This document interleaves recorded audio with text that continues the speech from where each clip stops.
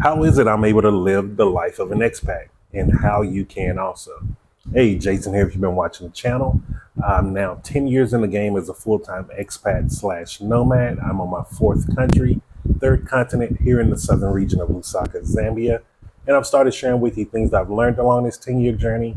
Plus, if you're an expat or if you're thinking about becoming one, why you should be looking into Zambia as an option because of the opportunities that exist here. So, this is part two of how I live an expat lifestyle. And I promise you I will get this video out to you this week. And so let's go ahead and dig into it. Now, if you remember the first one, it was about disciplining yourself. To be disciplined is giving yourself a command and following through with it.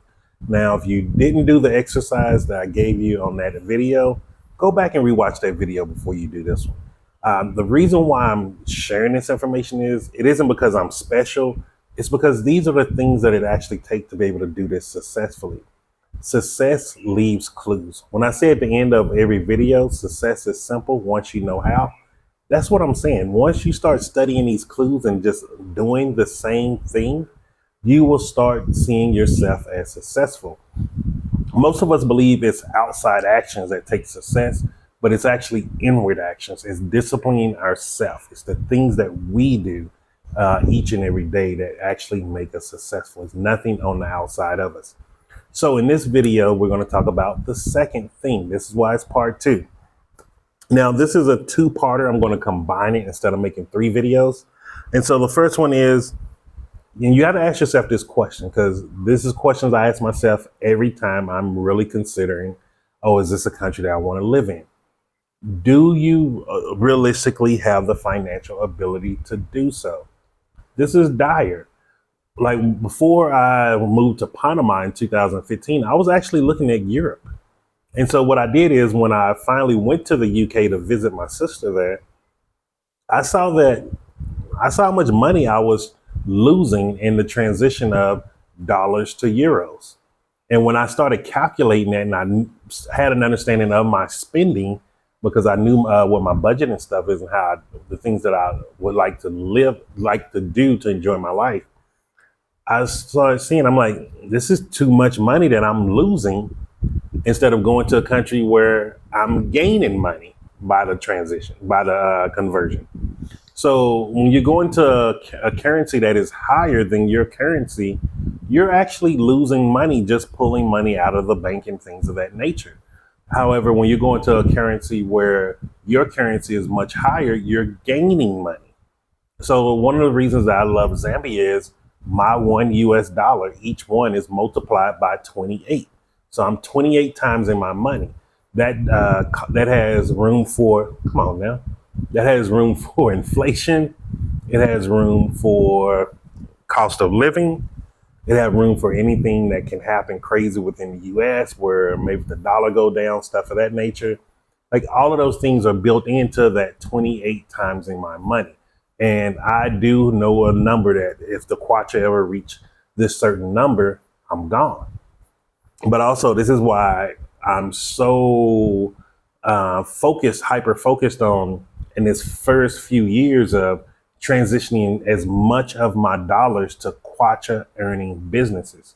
So when the day comes, the kwacha bounces to where it's getting higher and the US dollar is lower, I've even multiplied my money more because now those kwacha earning businesses are multiplying. You get what I'm saying? Like it's not complicated, but it's not as simple as people think it is. And a lot of people don't think like this or even tell you about this when they're telling you about go to these countries. They're not talking about using the currency conversion as a way to not only multiply, but to when the things start switching and transitioning. Because look, every country has its ups and downs.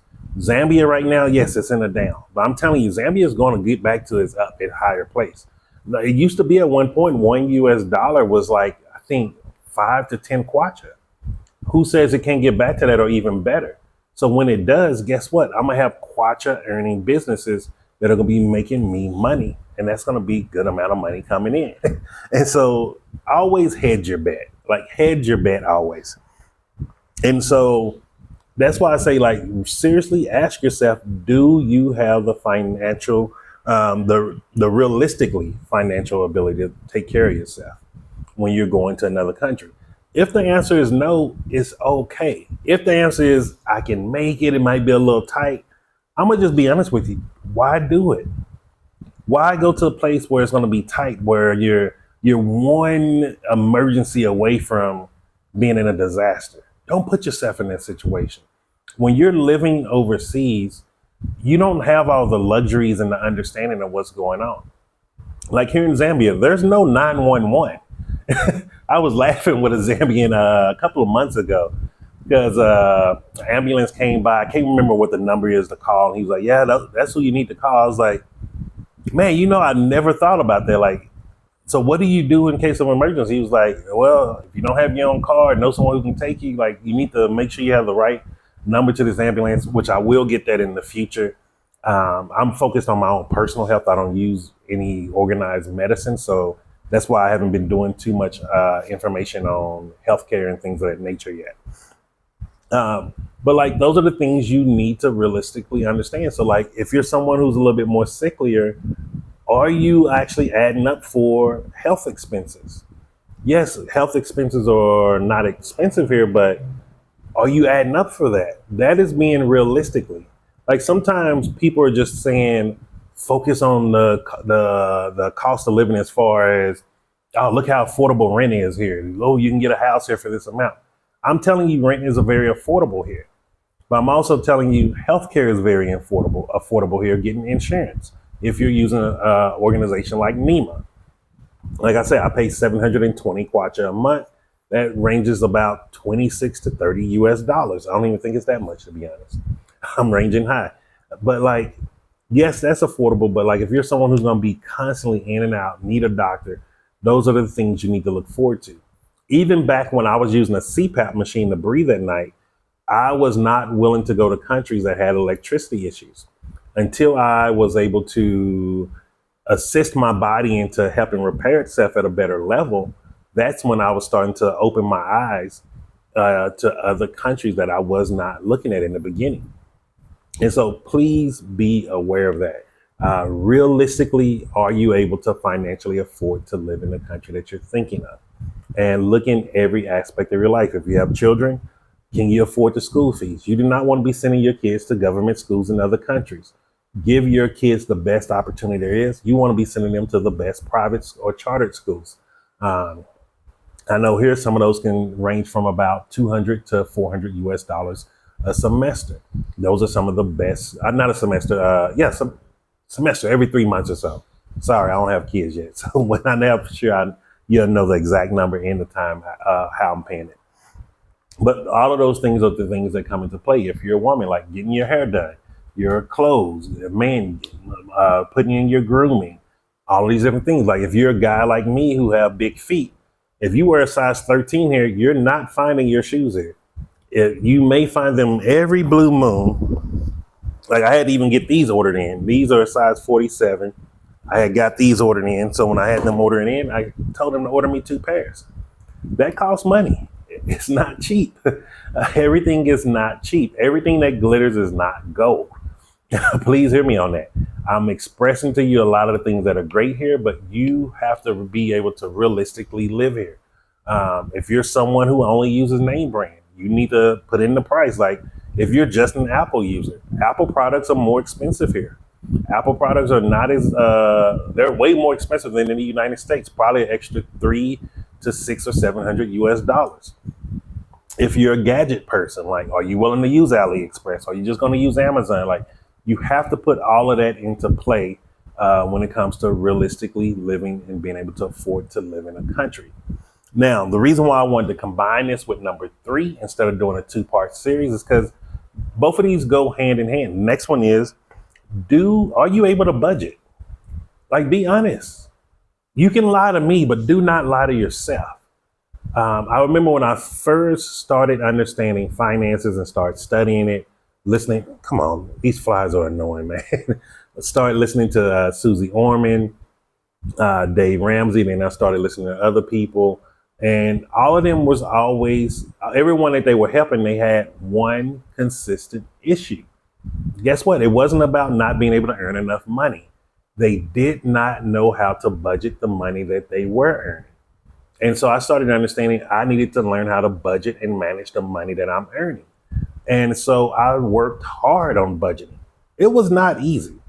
If you think you can just go out earn your spending, you're never going to make it. I'm just being honest with you. Because, and these are the things school don't teach you. And these are the things I don't think most of our family members know, because they're still in that rat race trying to figure it out, trying to figure it out. And you can't look back and help the next person or the next generation when you're still trying to figure it out yourself. And if you're drowning in debt or living paycheck to paycheck, it's hard. I remember what it felt like. I remember getting a payday loan. I remember getting a car title loan. I've been there. I'm telling you this because I want you to see what can happen on the other side if you start putting in just a little bit of work right now to build for your future. This was the whole thing about that video of YOLO or save. Like, yes, you should enjoy life, but if you start making fun your future and earning money, you're never going to not have fun. I just got back home today, went out and had a tofu scramble, had a great time. It was a nice, beautiful breeze sitting outside. I was on a live for a few minutes until the internet started acting up, but it was still fun. Like, don't think learning about finances and learning how to budget and secure your future is something boring. It's not boring. It's one of the funnest things you can do. When you have the ability to just like, hey, you know what, man, this next month, I'm gonna go out of the country. Like come May, I'm flying to South Africa. Like, do you know how good that feels? Just be like, okay, come May, I'm gonna fly to South Africa. Not a lot of people can do that. And I'm talking about Americans. Not a lot of Americans can even just go to the next state. I remember when I used to take flights to Vegas, a lot of people couldn't do that. Most people were going to Vegas to try to gamble and win big. And they wasn't. And Cece and I, we were going there just to have fun, going to a seminar, going to learn about business or something, going to a network marketing meeting. Like these are the things that you can do also and have fun. So with budgeting, after you ask yourself, and please take some time, ask yourself, do you have the ability to budget? If the answer is not a definite yes, and you know this to be true, please start somewhere when it comes to budgeting. The first place that I started when I actually started budgeting to save money, it was a 52-week saving challenge. It was like where you do $1 for each week, and you end up at the end with maybe $2,000 some dollars or something. And we printed it out and we would just mark it off. I had a big bucket. I taped it on the bucket, and to make sure that I would not be able to get into that bucket, I took some electric tape, wrapped the whole bucket around in electric tape. And then I taped on the front with clear plastic tape, the actual chart, so I can just mark it off with a marker. And then I cut just enough of a hole in there to put the dollar in there or put change in there. Because what I did, I took an extra step. I was like, every single month, I'm gonna clean out my ashtray in my car, because that's why I used to keep any loose change. So all of that loose change, I was like, I'm gonna just take it out of my car at the end of the month, and I'm gonna just throw it in there. So I had enough of a hole just to put in my dollar and whatever change came in. By the end of that year, because CC and I both did it, we had well over 5,000 US dollars. That's how we went on our first cruise. And you know what? It felt great, man. It was like, whoa, we won in life. We finally got a win financially. It's like, we got this. And then we started seeing like, okay, if we can just do this, what more can we do? Then what more can we do? And it just starts compounding. Even now, like, because like now I have enough land for the time being, I'm ready to just start focus on building. And so instead of overexerting myself, building, buying, I'm saying, hey, let me take a break. So I'm no longer buying any land for right now. And what I'm finna just start doing is focus on building in the next few months. Because now as the rainy season's pretty much over, so I'm gonna go pay the head man what I have to pay for that. And then I'm gonna actually go and start building the shops first until I get word from Chasefu, the town council, that I'm approved. Then once I'm approved, I'm gonna go back to the Eastern Province and start setting up building, clearing the land first, and then I'm gonna start actually building the first sets of tiny homes out there. So I'm excited. However, what I'm doing now is I said, yo, I'm finna just start setting aside an extra 500 US dollars a month because come July, I want to purchase a car that I'm gonna put on Yango. That'll be earning me about $200 a month. Like it's gonna be consistent income coming in because now I want to focus also on Quacha earning businesses. See what I mean?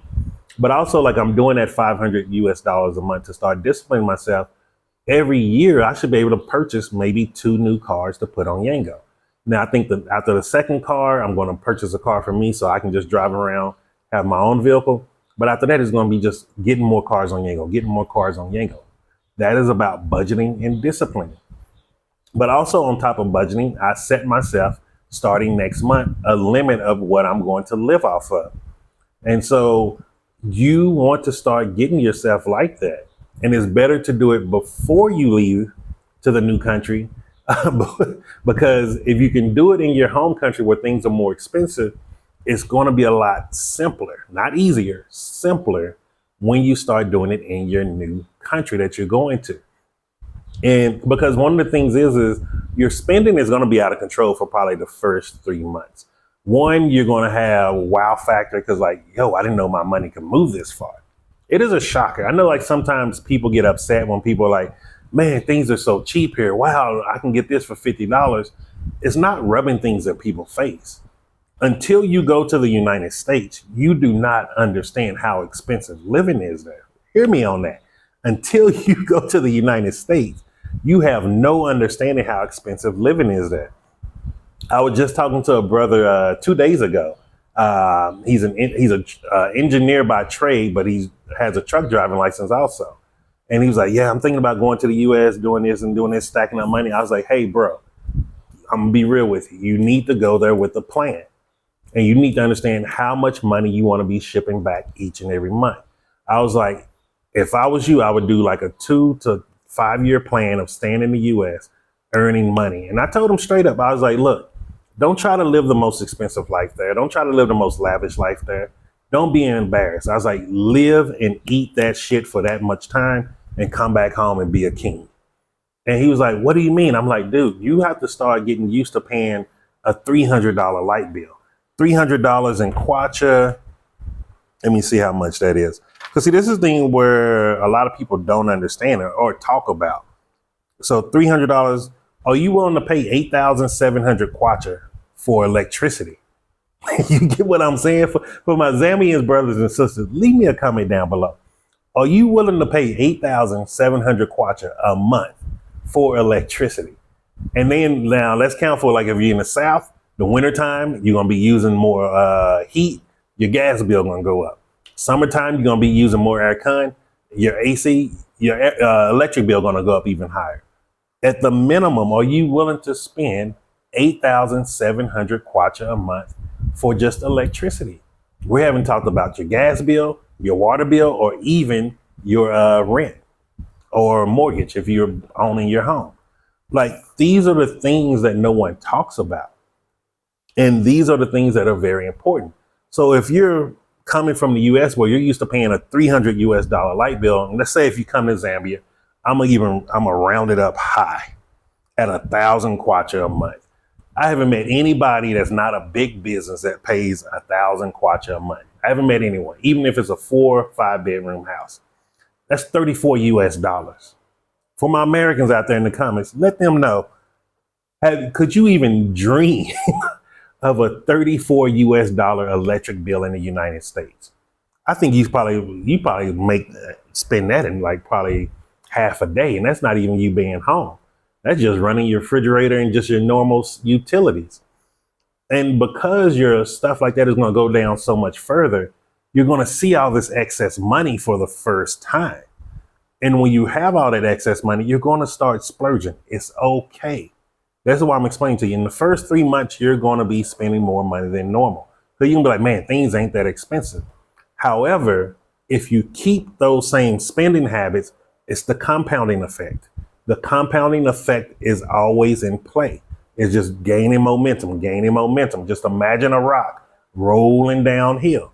It's getting faster, faster, faster, faster, faster. And then there's going to come the day that it hits you. And then you'll be like, holy man, holy shit, I don't have that much money anymore. Don't run through your savings. I've seen it in Colombia. I've seen it in Panama. I've seen this firsthand from people over and over and over again.